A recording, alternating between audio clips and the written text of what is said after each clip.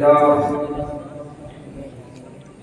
لله الذي أنزل القرآن وضمن بحفظه من التقييد والتقدير وأحداث الزمان، والصلاة والسلام على حبيبه سيد الأقوال الذي أنزل عليه الفرقان، وهو ذكر ورحمة وحكمة ولكل شيء تبيان، وعلى آله وأتباعه وأتباعهم الذين تعلموا وعلموا وبلغوا كتاب الله العزيز الغفار.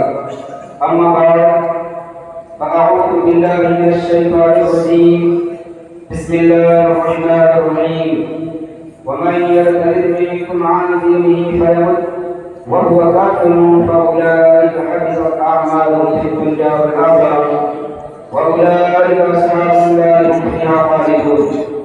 صدق الله مولانا العظيم وبلغنا رسوله النبي الكريم، ونحن على ذلك من الشاهدين والشاكرين، والحمد لله رب العالمين. آئیے ہم سب مل کر باوجہ برکت کی عبادت میں پاس پڑھیں. اللهم صل على سيدنا ومولانا محمد المعظم الجود والكرم وآله الكرام الكريم وبارك وسلم. امام عشق محمد فرماتے ہیں لعل میں عشق روح شہدا بنے چلی، اندھیری رات سنی تھی چراغ لے چلے، تیرے غلاموں کا نقش قدم حیران خدا، وہ کیا بہت سکی جو یہ سنا لے کے چلے.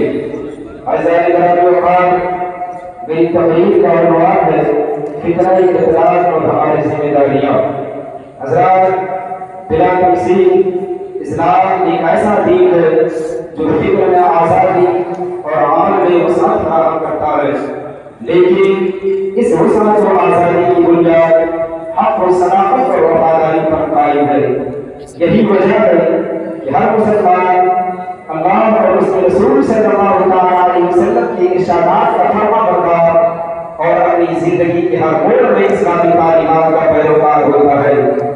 لیکن تاریخ اسلام میں بعض اوقات ایسا بھی دیکھا گیا ہے کہ کچھ لوگ دنیاوی مفاد یا قومیت پرستی یا فتنہ پرور جماعتوں کے ذریعے اثر آ کر اسلام سے درگشتہ ہو جاتے ہیں، اور شریعت میں دین اسلام کو چھوڑ کر کفر کی طرف پلٹ جانا اسی کو ارتداد کہا جاتا ہے. قرآن و احادیث میں ارتداد میں ہے سخت جرم قرار دیا گیا ہے.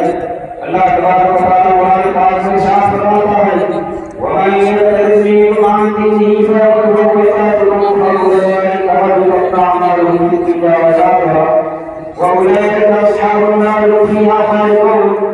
یعنی اور کوئی جو کوئی اپنے دین سے پھر کافر ہو کر مرے تو ان لوگوں کا کیا دنیا اور آخرت میں نکال گیا، اور وہ فسق والے ہیں انہیں اس میں ہمیشہ رہنا ہے. بخاری شریف کی حدیث ہے من بدل دینہ فاقتلوہ، یعنی جو شخص اپنا دین بدل دے اسے قتل کر دو. ایسا نگاہ وقار نبی کریم صلی اللہ علیہ وسلم کی وفات کے فوراً بعد سب سے بڑا فتنہ ارتداد کی صورت میں ظاہر ہوا. وہ یہ تھا کہ کچھ قبائل نے زکات دینے سے انکار کر دیا، اور کچھ لوگ نبوت کی چھوٹی دعوت ہو گئی، اور کچھ قبائل نے تو کھلا دین اسلام ہی کو چھوڑ دیا. یہ ایسا وقت تھا جب سختی کے ساتھ اس فتنے کو مقابلہ کیا جاتا تو قریب تھا کہ یہ اسلام کا اللہ تعالیٰ کا چمکدار خدمت نہ پہنچتا.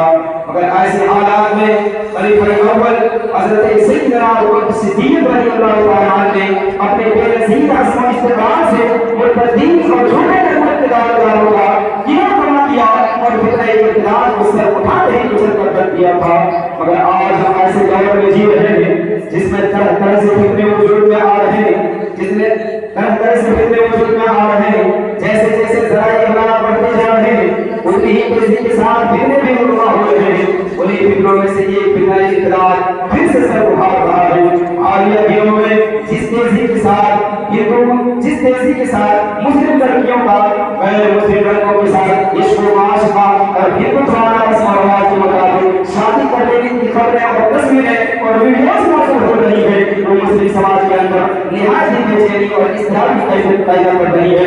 بہت سارے سے معلوم ہوا ہے کہ پہلے کے برس اس میں بڑی تیزی آتی جا رہی ہے، اور آج بھی ملک کے کسی نہ کسی صوبے اور ضلع سے ایسی خبریں آئی جاتی ہیں جس سے ہماری غیرت کا جھانسا نکلتا ہوا نظر آتا ہے. آج سے چند سال قبل ملک کے کسی ایک ہی بستی میں 7 ہندو اور مسلم کا اجتماعی زندگی گزارنے کی وجہ سے شاذانہ ایسے واقعات پیش آ جاتے تھے جس میں کسی مسلم لڑکے کو کسی غیر مسلم لڑکی سے محبت ہو گئی یا کسی غیر مسلم لڑکے کو ایک مسلمان لڑکی سے محبت ہو گئی اور معاملہ یہاں تک پہنچا کہ خاص پر کورٹ کیس کرنے تک کی نوبت آ گئی. مگر یہ کسی بھی دھرم اور مذہب سے ماننے والوں کے نزدیک درست عمل نہیں ہے بلکہ اسلام میں کوئی اس طرح کی شان اس میں سے منعقد یہ نہیں ہوتی ہے. اسلام سے قرآن پاک میں اللہ تبارک و تعالیٰ کا واضح ارشاد ہے کہ وَلَا تَنكِحُوا الْمُشْرِكَاتِ حَتَّىٰ يُؤْمِنَّ وَلَا أَمَةٌ مُؤْمِنَةٌ خَيْرٌ مِّن مُّشْرِكَةٍ وَلَوْ أَعْجَبَتْكُمْ وَلَا تُنكِحُوا الْمُشْرِكِينَ حَتَّىٰ يُؤْمِنُوا وَلَا عَبْدٌ مُّؤْمِنٌ خَيْرٌ مِّن مُّشْرِكٍ وَلَوْ أَعْجَبَكُمْ أُولَٰئِكَ يَدْعُونَ إِلَى النَّارِ وَاللَّهُ يَدْعُو إِلَى الْجَنَّةِ وَالْمَغْفِرَةِ بِإِذْنِهِ وَيُبَيِّنُ آيَاتِهِ لِلنَّاسِ لَعَلَّهُمْ يَتَذَكَّرُونَ. یعنی اور شرک والی عورتوں سے نکاح نہ کرو جب تک وہ ایمان والے آئے اور بے شک مسلمان لوگیں مشرکہ آزاد عورت سے اچھی ہے اگر جب تمہیں کھاتی ہو اور اپنی عورتوں کو مشرک مردوں کے نکاح میں نہ کرو جب تک وہ ایمان والے آئے اور بے شک مسلمان غلام مشرک آزاد مرد سے اچھا ہے اگر جب تمہیں کھاتا ہو. وہ دوسروں کی طرف بلاتے ہیں اور اللہ اپنے حکم سے جنت اور بخشش کی طرف بلاتا ہے اور اپنی آیتوں میں ان کے لیے بیان فرماتا ہے کہ کہیں وہ نصیحت مانے. مگر ان سب کے باوجود کیا وجہ ہے کہ ہمارے اسلامی بھائیوں کی نگاہیں خیر اسلامی ملکوں سے لگنے لگی ہے؟ کیا وجہ ہے کہ وہ اسلامی طرز عمل سے بغاوت کرنے پر مائل کر رہی ہے؟ جو ان کے قلم پر پھیلانے لگے ہیں جو ایک مسلم گھرانے میں پیدا ہونے والی شہزادیاں اپنی عزت اور عصمت کا سودا کرنے کے لیے تیار بچی ہے اور جائز طریقے پر نکاح کر کے اپنا گھر بسانے کے بجائے غیروں سے رشتہ جوڑ کر مرتد ہو رہی ہے اور اپنی دنیا اور آخرت برباد کر رہی ہے. اگر ان اسباب والے پر نگاہ کرتے ہیں تو چند وجوہات سامنے نکل کر آتے ہیں. ان میں سے سب سے پہلے اور بڑی وجہ والدین کا دین سے دور ہونا ہے. ظاہر ہے کہ جو بچی کے دینی ماحول میں پرورش پا کر بڑی ہوگی وہ قرآن پاک اور اسلامی تعلیمات سے بھی داخل ہوگی تو ایسی صورت میں انتقال کا راستہ اس کے لیے آسان ہو جائے گا. اس لیے میں مسلم والدین سے گزارش کرتا ہوں کہ اپنے اندر دین کا پیدا کریں اپنے گھروں میں دینی ماحول پیدا کریں اور اپنے اہل و عیال کے ساتھ بیٹھ کر ٹی وی اور موبائل میں مصرف نہ کریں بلکہ قرآن و سنت کی تعلیمات کو یاد کریں اور خود بھی اس پر عمل کریں اور اپنی بچپن کی اولاد کو بھی اسلامی تعلیمات سے وابستہ کریں. میرے عزیزوں اس کی دوسری وجہ مخلوط تعلیم ہے. ہمارے ملک کے زیادہ تر علاقوں میں مخلوط تعلیم کا رواج ہے جہاں پر ہندو اور مسلم لڑکے اور لڑکیاں ساتھ تعلیم حاصل کرتے ہیں. یہ تعلیمی ادارے ہماری مسلم بچیوں کے اقتدار کا بہت بڑا سبب ہے. ہم اپنی بچیوں کو اسکول اور کالجوں میں داخلہ کروا دیتے ہیں مگر اس سے بڑی جو ہماری ذمہ داری ان کی جان و ایمان کی حفاظت کی ہے اس کی کوئی ہماری توجہ نہیں ہوتی ہے. یہ بات اب ہے کہ تعلیم حاصل کرنا ضروری ہے مگر اپنے ایمان و عقیدے کی حفاظت کرنا ہمارا اولین فریضہ ہے. کہیں ایسا نہ ہو کہ علامہ اقبال نے کہا تھا کہ ہم سمجھتے تھے کہ کی برابر تعلیم کیا خبر تھی کہ چلا آئے گا یہ ہاتھ کے ساتھ. یاد رکھیے مسلمانوں کہ جہاں پر اور بھی اس کے اسماء و ملت پائے جاتے ہیں وہیں پر یہ بات بھی مسلم ہے کہ ہندوتوائی شدت پسند تنظیموں کی جانب سے